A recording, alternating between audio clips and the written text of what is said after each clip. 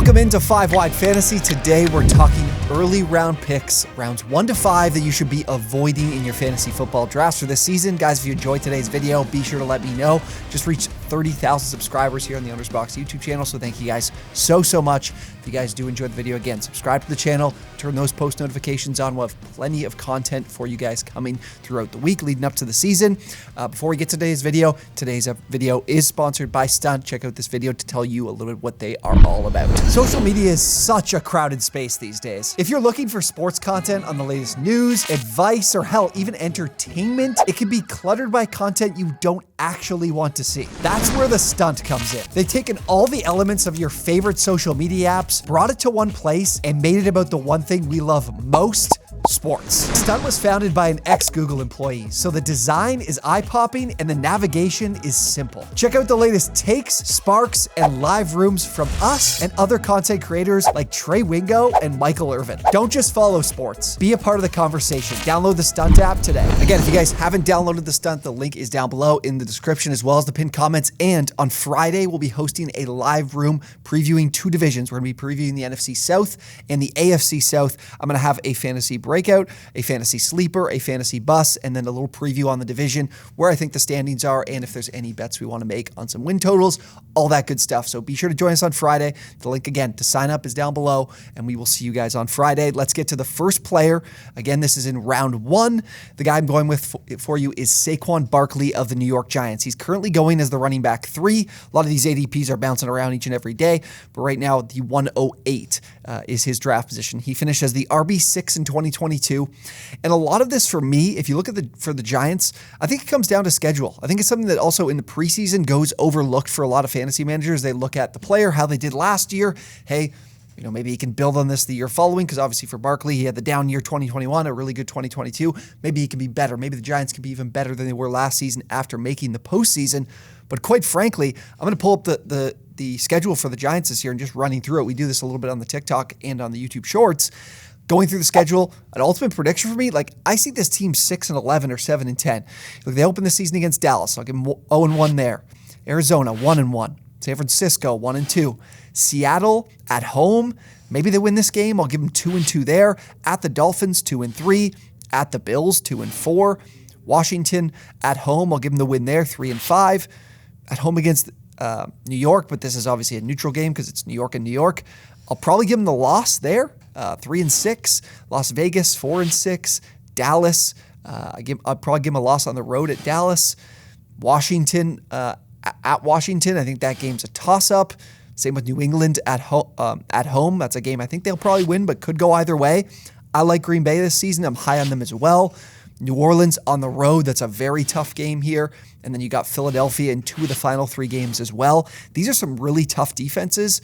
I see this team as I go through the schedule, 7-10, 6-11. This is not as good of an opportunity to win games as they did last season. They had one of the easier schedules. Now they're 19th in strength of schedule, according to Vegas win totals heading into the season. And then I look at some of these opponents that we ran through. 6 of the first 8 games are against teams that were top 10 in rush DVOA last season. We saw the Cowboys, Niners, Bills, Dolphins, Commanders, and Jets all early on. These teams were top 10 in fantasy points allowed to running backs. And in fact, only 5 games this team plays this season are against teams that weren't in the upper half of the league in fantasy points per game allowed to running backs. And now, this isn't necessarily to say that all these teams will finish top 15 again. But I think it's a decent predictable thing when it comes to his fantasy performance.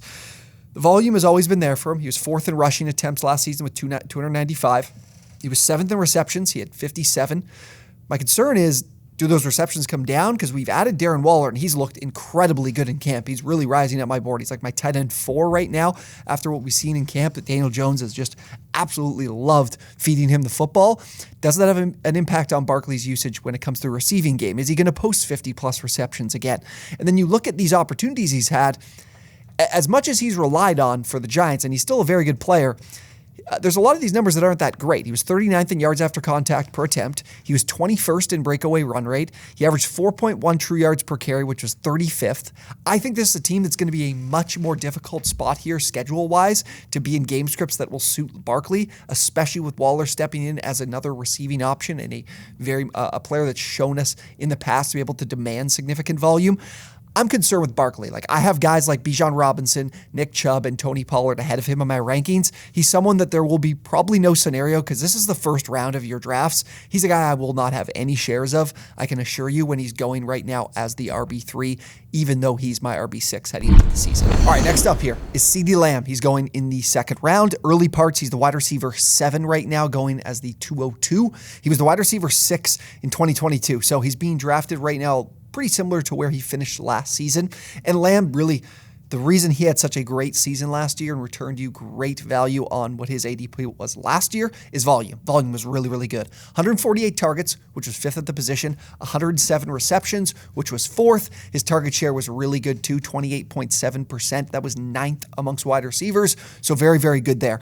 But this was an offense last year that didn't throw the ball very often. They ran the ball quite a bit. 47.3% run rate, which was 9th in the NFL. Ran the ball really successfully behind a great offensive line.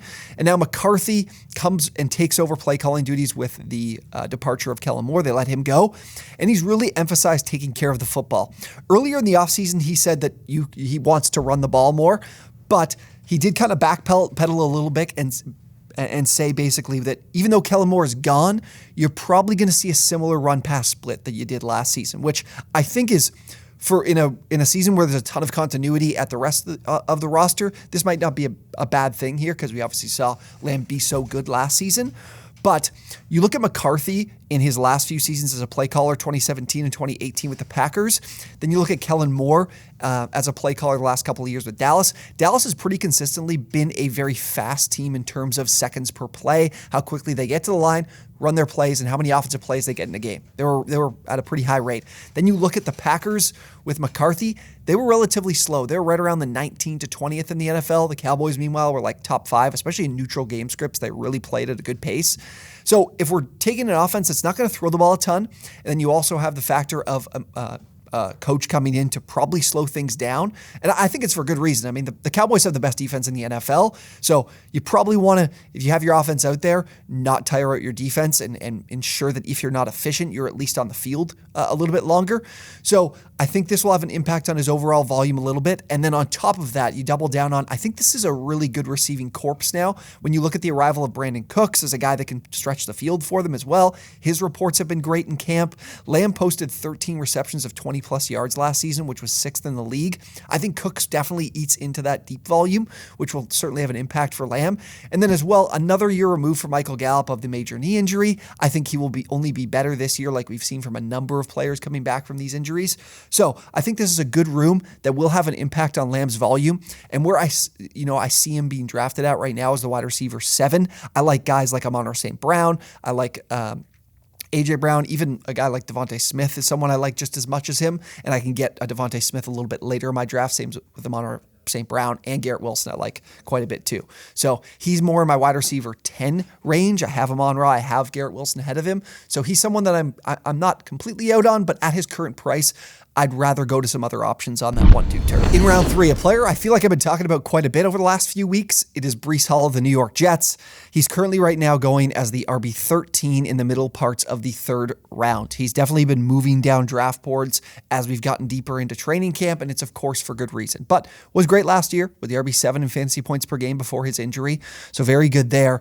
But for me, I've very much learned since I've started doing the stuff on the YouTube channel for the last couple of years is any players with injury designations, you should just absolutely be avoiding. Just don't draft them. Don't even consider looking at them. I don't care how far back they fall. I mean, for Breece Hall, maybe it's a few rounds. Maybe if he fell back like 3 rounds, I'd consider it.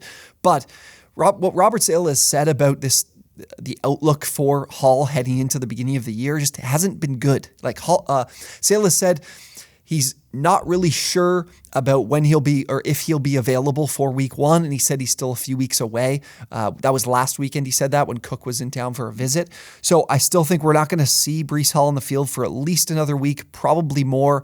And then, you get Hall saying like he'll be ready for week 1. He's emphasized he'll be ready for the season.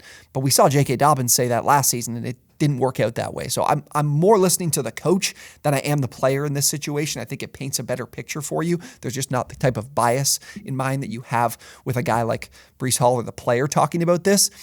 And then I look at Breece Hall's price, and I do think Breece Hall is a better player than Javonte Williams, but I think Javonte Williams is in a really good situation with Sean Payton coming in, and Joe Lombardi coming in, the offensive coordinator in Denver. And you get Javonte Williams in the tail end of the 6th as the RB 27, and Hall's going as the running back 13.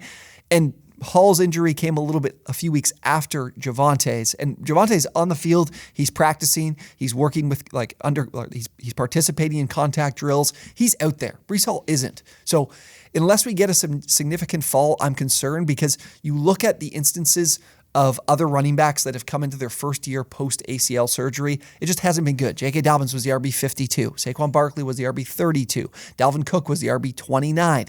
These are players that just, there's no one that can prove to meet this draft price. So I don't want to be able to draft him at this price, especially, again, on top of this, what are the major factors when it comes to a player returning from an ACL injury, and where do we see things fall off? Usually it's breakaway plays, like being able to create big plays, and obviously, cutting on a dime, being able to run with speed early. He was first in yards, Breece Hall was first in yards after contact per attempt and second in breakaway run rate.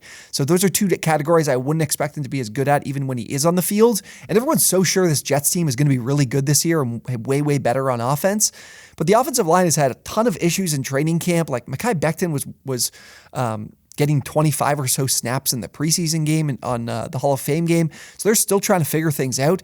Aaron Rodgers is coming off the worst year of his career, I would say. So I think there's too many question marks here with Hall. I love him as a talent. I just don't think this year is the year you want to be using him as a guy that's really going to could make or break your league if you're drafting him in the 3rd round right now. In round 4, I'm definitely avoiding Deebo Samuel. He's right now going as the wide receiver 16 in the early parts of the 4th round. Meanwhile, for myself, as you can see, he's my wide receiver 25 heading into this season, so he's well outside of where this ADP is. He's someone I wouldn't be taking for a couple of rounds from here. He finished last year as the wide receiver 37. He was the wide receiver 25 in fantasy points per game. And Deebo was the wide receiver 41 in fantasy points per game after Christian McCaffrey arrived in week 7. He scored just 6.9 fantasy points per game. He averaged about 6 targets, 4 receptions, and 40 yards. That's not going to cut it for you in fantasy football. That's not going to be enough at this current ADP. He's a player that will always have that low average depth of target. He was around 4 yards last year. He was the 3rd lowest amongst players with at least 15 targets. His yards per route run ranked 58th amongst wide receivers, and it was behind Brandon Ayuk, CMC, Kittle. So this was a guy who was really falling behind the rest of his teammates here. And if you combine the fact you have a player that's in a really highly competitive room for targets, and then he's not really involved as a deep play guy, of course he can create yards after the catch at a really high level. He was 6th in yards after the catch. But even with that, he didn't have a great fantasy finish to last season. So I think he's still being drafted as if McCaffrey isn't there, because before McCaffrey arrived, he was like right in the early teens in terms of his ranking in yards, receptions, targets. So for me, we have a player in McCaffrey coming in. We saw what happened when he touched the field, and I think McCaffrey's running routes in those similar areas to Deebo, and I think Deebo is a fantastic player, but I don't want people to read too much into positive reports in training camp in terms of how he looks. I want to hear positive reports in training camp of how much is he demanding volume in this offense, because you look at McCaffrey's role here, it's definitely going to be a huge impact for him. Shanahan loves to run the football, even with running backs that aren't anywhere near the talent level of McCaffrey. And will they use Deebo as a running back as much as they did last season? I think that he'll still be pretty impactful in the run game. He still had he's probably on pace if he was healthy for the full majority of those final 10 weeks or so. He probably would have had 30 or so carries. But is that going to be enough for you to put him into a category as the wide receiver 16, where for me, if he's going to be wide receiver 16 in the 4th round, I got to see the opportunity to finish in the top 5. And I don't think the volume will be there for him with how competitive this room is. And finally, in the 5th round, player that I'm definitely going to be avoiding this season and have a few spots behind in my rankings is Kyle Pitts of the Atlanta Falcons. He's currently going as the tight end 5, going at the end of the 5th round. He was the tight end 33 in 2022, averaged His points per game average had him being the tight end 20.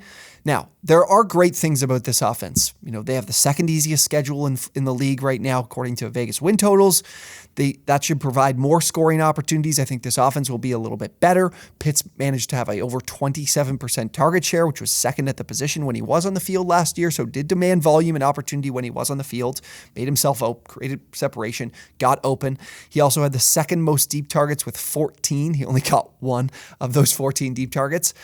But here's the things that I'm concerned about. This will be the lowest volume passing offense in football. I do not think there's any question about that. This will undoubtedly be the lowest volume passing offense. You add in Bijan Robinson, this team is making a clear point, hey, we're going to continue to run the ball. We want to run it at an even higher level by drafting a guy in the top 10 to help us do that. Only the 2019 Ravens ran the ball more often in the last 13 years of the league than the Atlanta Falcons did last season. And as well, my other concern is the quarterback change. I have absolutely no faith in Desmond Ridder being a capable, quality quarterback at the NFL level. Ridder ranked 43rd in deep ball rate last season, so he didn't push the ball downfield much at all. And hey, maybe things open up a little bit more now that he has the offseason. I still don't think so. He only completed 20% of those deep passes that he made. He also averaged 6.2 yards per attempt, which was 41st in the league. I think there's a player that can't really capably push the ball downfield with accuracy. I don't trust him in terms of this team being able to move off of that high rushing volume.